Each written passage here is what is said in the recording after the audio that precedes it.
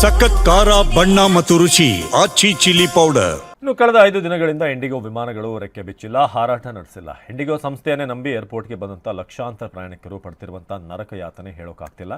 ಇದನ್ನೆಲ್ಲ ಕಣ್ಣಾರೆ ಕಂಡ ಕೇಂದ್ರ ಸರ್ಕಾರ ಕೊನೆಗೂ ಇಂಡಿಗೋ ಕಿವಿ ಹಿಂಡಿದೆ.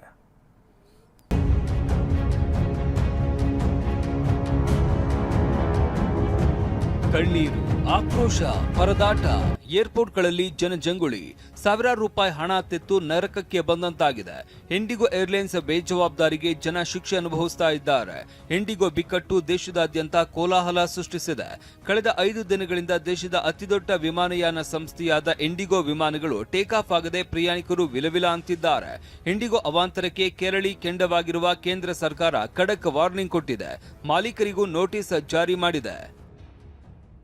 ರೆಕ್ಕೆ ಬಿಚ್ಚದ ಇಂಡಿಗೋ ವಿಮಾನ, ಪ್ರಯಾಣಿಕರ ಆಕ್ರೋಶ. ಇಂದು ಸಂಜೆಯೊಳಗೆ ಹಣ ಮರುಪಾವತಿಸಿ ಕೇಂದ್ರ ವಾರ್ನಿಂಗ್. ಇಂಡಿಗೋ ಏರ್ಲೈನ್ಸ್ ಅವ್ಯವಸ್ಥೆ ವಿರುದ್ಧ ಕೇಂದ್ರ ಸರ್ಕಾರ ಕೆಂಗಣ್ಣು ಬೀರಿದೆ. ವಿಮಾನಗಳ ಹಾರಾಟ ಸ್ಥಗಿತದಿಂದ ಆಗಿರುವ ಅವಾಂತರ ಸರಿಪಡಿಸುವುದಕ್ಕೆ ನಾಗರಿಕ ವಿಮಾನಯಾನ ಸಚಿವಾಲಯ ಇಂಡಿಗೋಗೆ ಡೆಡ್ಲೈನ್ ಕೊಟ್ಟಿದೆ. ಡಿಸೆಂಬರ್ 7 ಅಂದ್ರೆ ಇವತ್ತು ರಾತ್ರಿ 8 ಗಂಟೆ ಒಳಗೆ ಪ್ರಯಾಣಿಕರಿಗೆ ಟಿಕೆಟ್ ಬುಕಿಂಗ್ ಹಣ ವಾಪಸ್ ಕೊಡಬೇಕು. ಕ್ಯಾನ್ಸಲ್ ಆದ ಎಲ್ಲ ವಿಮಾನಗಳ ಹಣ ಮರುಪಾವತಿ ಆಗಬೇಕು. 48 ಗಂಟೆ ಒಳಗೆ ಲಗೇಜ್ಗಳನ್ನ ತಲುಪಿಸಬೇಕು ಅಂತ ಖಡಕ್ ಆದೇಶ ನೀಡಿದೆ. ಇಂಡಿಗೋ ಸಿಇಒ ಪೀಟರ್ ಎಲ್ಬರ್ಸ್ಗೆ ಶೋಕಾಸ್ ನೋಟಿಸ್. ಪ್ರಯಾಣಿಕ ಟಿಕೆಟ್ ಹಣ ವಾಪಸ್ಗೆ ಆದೇಶ ಬೆನ್ನಲ್ಲೇ DGCA IndiGo CEO Peter Elbers ಮತ್ತು ಇಂಡಿಗೋ ಸಂಸ್ಥೆಯ ವ್ಯವಸ್ಥಾಪಕರಿಗೆ ಶೋಕಾಸ್ ನೋಟಿಸ್ ಜಾರಿ ಮಾಡಿದೆ. ನವೆಂಬರ್ 1ರಿಂದ ಜಾರಿಗೆ ಬಂದ ಹೊಸ ವಿಮಾನ ಕರ್ತವ್ಯ ಸಮಯ ಮಿತಿಯನ್ನ ಜಾರಿಗೆ ತರುವಲ್ಲಿ ವಿಫಲರಾಗಿದ್ದೀರಿ.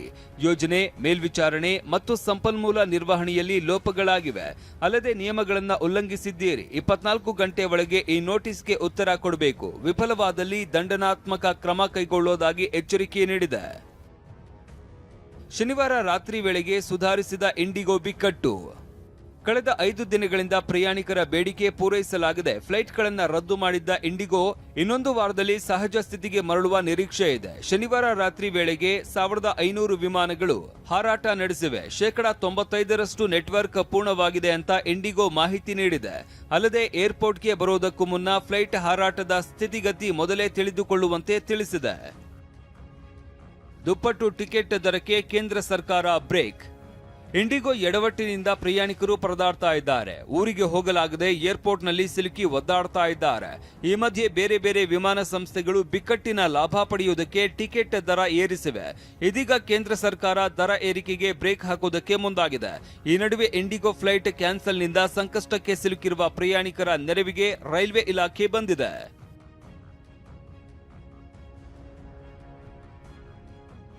ಇತ್ತ ಇಂಡಿಗೋ ಅವ್ಯವಸ್ಥೆಗೆ ಡಿಸಿಎಂ ಡಿಕೆ ಶಿವಕುಮಾರ್ ಟ್ವಿಟರ್ನಲ್ಲಿ ಆಕ್ರೋಶ ಹೊರಹಾಕಿದ್ದಾರೆ. ವಾಯುಯಾನ ಇತಿಹಾಸದಲ್ಲೇ ಭಾರತ ಇಂತಹ ಕೆಟ್ಟ ಸ್ಥಿತಿ ಕಂಡಿದೆ. ಸಾವಿರಾರು ವಿಮಾನಗಳ ಹಾರಾಟ ರದ್ದಾಗಿ ಸಾಕಷ್ಟು ಪ್ರಯಾಣಿಕರಿಗೆ ಸಮಸ್ಯೆಯಾಗಿದೆ. ಕೂಡಲೇ ಕೇಂದ್ರ ಸರ್ಕಾರ ಈ ಸಮಸ್ಯೆಯನ್ನ ಬಗೆಹರಿಸಬೇಕಿದೆ ಅಂತ ಟ್ವಿಟರ್ನಲ್ಲಿ ಆಕ್ರೋಶ ಹೊರಹಾಕಿದ್ದಾರೆ. Bureau report, TV9.